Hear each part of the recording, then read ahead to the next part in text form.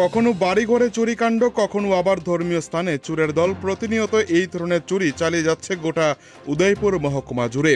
এবার ধর্মীয় স্থান তথা রামঠাকুর সেবা মন্দিরে রাতের অন্ধকারে দুঃসাহসিক চুরি সংগঠিত করেছে চোরের দল। ঘটনা মাতারবাড়ি বিধানসভা কেন্দ্রের চন্দ্রপুর ভিলেজ বাজার সংলগ্ন রামঠাকুর সেবা মন্দিরে। শনিবার গভীর রাতে চোরের দল রামঠাকুর সেবা মন্দিরে প্রবেশ করে তালা ভেঙে প্রণামী বাক্সের সমস্ত টাকা লুট করে নিয়ে যায়। সেই সাথে আশ্রমের বিভিন্ন মূল্যবান সামগ্রীগুলিও চুরি হয় এদিন রাতে।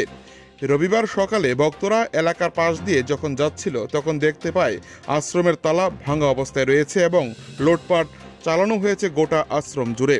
পরবর্তী সময়ে ভক্তরা স্থানীয় থানায় পুলিশকে গোটা বিষয়টি জানায়।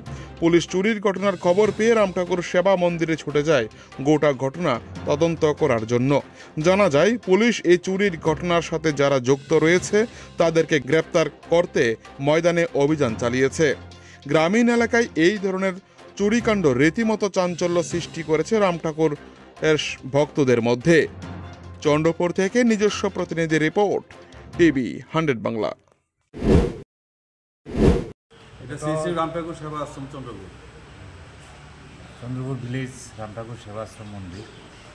গতকাল রাত্রে 2:30টার দিকে আনুমানিক ঘটনাটা ঘটছে, যেটা বৌদি আমার কাছে তুলে।